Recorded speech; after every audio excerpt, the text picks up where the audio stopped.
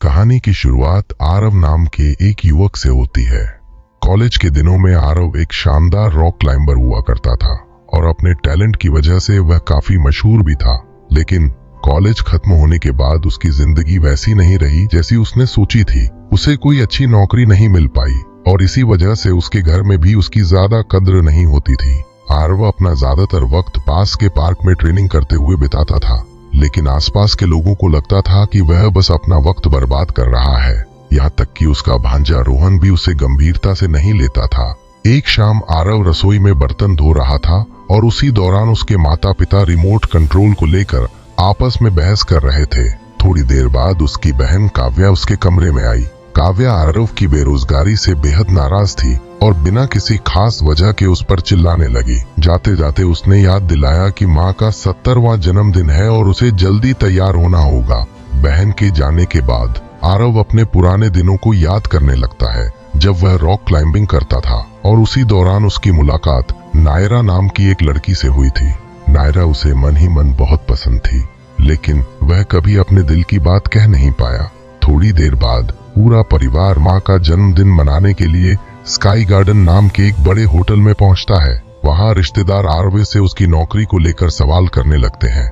आरव बात को हल्के में लेते हुए मजाक में कह देता है कि राजा लोग नौकरी थोड़ी करते हैं, बस खाते पीते और सोते हैं। इसी पार्टी के दौरान आरव की नजर अचानक नायरा पर पड़ती है, जो उसी होटल में काम कर रही होती है। दोनों बाहर आकर बात करते हैं, जहां नायरा बताती है कि वह होटल की असिस्टेंट मैनेजर है, लेकिन जब बात आरवी के काम पर आती है तो वह अपनी असलियत छुपाने के लिए झूठी कहानियां बनाने लगता है और खुद को एक बड़ी कंपनी का डायरेक्टर बता देता है। नायरा को उसकी बातों पर भरोसा नहीं होता।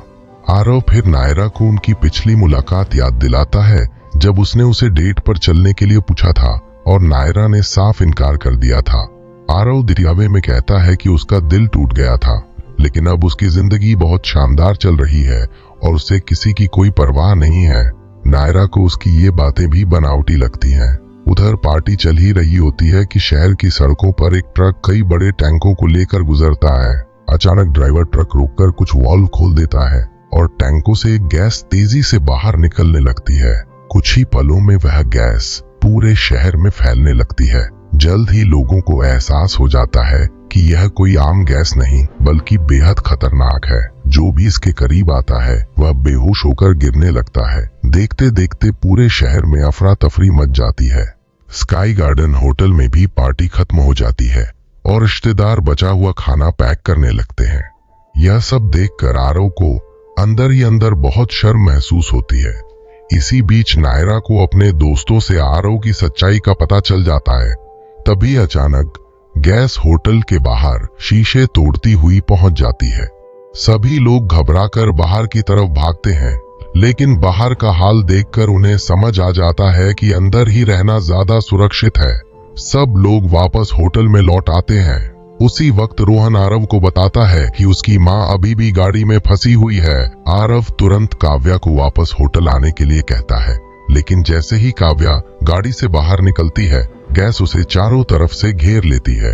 आरव किसी तरह अपनी बहन को उठाकर होटल के अंदर ले आता है। अब काव्या की हालत बहुत खराब हो चुकी होती है। उसे सांस लेने में दिक्कत हो रही होती है और उसके शरीर पर जलने जैसे निशान दिखने लगते हैं। तभी आरव और नायरा खिड़की से बाहर देखते हैं और समझ जाते हैं कि गैस धीरे धीरे ऊपर की तरफ बढ़ रही है। आरव सबको छत पर जाने के लिए कहता है, लेकिन शुरुआत में कोई उसकी बात पर भरोसा नहीं करता। तभी सभी के फोन पर एक इमरजेंसी मैसेज आता है, जिसमें छत पर पहुंचने की सलाह दी जाती है। सब लोग भागकर छत की तरफ जाते हैं, लेकिन वहां पहुंचकर पता चलता है कि छत का दरवाजा बंद है और उसकी चाबी नीचे पहले फ्लोर पर है, जो अब पूरी तरह गैस से भर चुका है। नायरा बताती है कि दरवाजे की दूसरी चाबी भी हो सकती है और सबको कमरों में ढूंढने के लिए भेज देती है। चाबी ढूंढते वक्त टीवी पर न्यूज चल रही होती है, जहां से उन्हें पता चलता है कि इस गैस का फिलहाल कोई इलाज नहीं है, लेकिन अच्छे मास्क पहनकर कुछ समय तक खुद को सुरक्षित रखा जा सकता है। सरकार हेलीकॉप्टर की मदद से लोगों को बचाने की कोशिश कर रही होती है। न्यूज सुनते ही सभी लोग मास्क और चाबी दोनों ढूंढने लगते हैं। तभी आरव को एक आइडिया आता है। वह समझ जाता है कि छत का दरवाजा बाहर से भी खोला जा सकता है और वहां तक पहुंचने के लिए वह अपनी रॉक क्लाइंबिंग की काबिलियत का इस्तेमाल कर सकता है। वह नायरा से रस्सी का इंतजाम करने को कहता है। आरव खिड़की का शीशा तोड़ देता है। उसके रिश्तेदार उसे रोकने की कोशिश करते हैं, लेकिन वह किसी की नहीं सुनता और सामने वाली बिल्डिंग की तरफ छलांग लगा देता है। नायरा समझ जाती है कि आरव को रोका नहीं जा सकता, इसलिए वह उसे अपना क्लाइंबिंग का सामान दे देती है। आरव धीरे धीरे आगे बढ़ता है।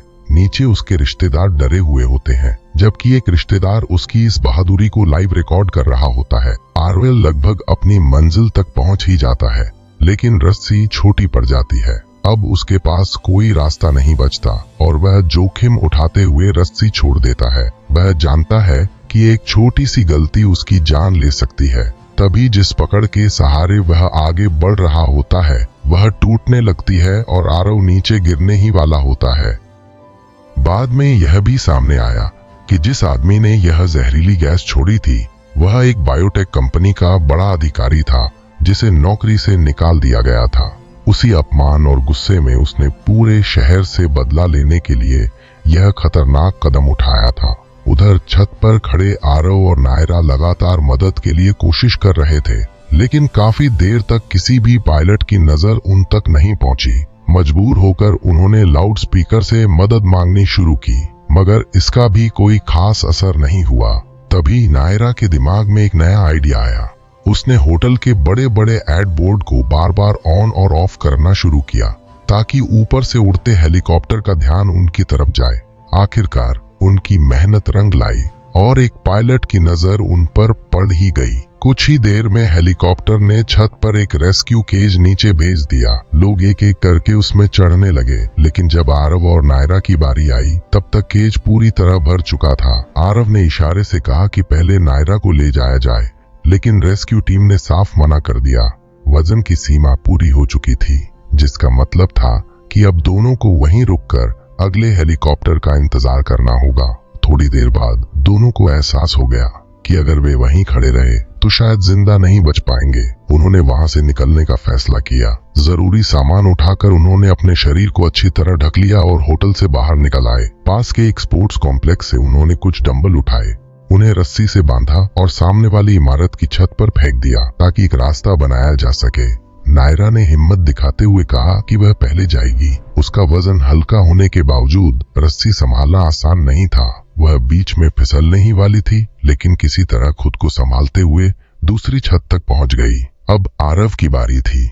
जैसे ही वह रस्सी पर आगे बढ़ा, गैस सामने वाली इमारत की छत तक भी पहुंच गई। आरव ने तुरंत नायरा को छुपने के लिए कहा और खुद वापस जाकर मास्क पहनकर आया।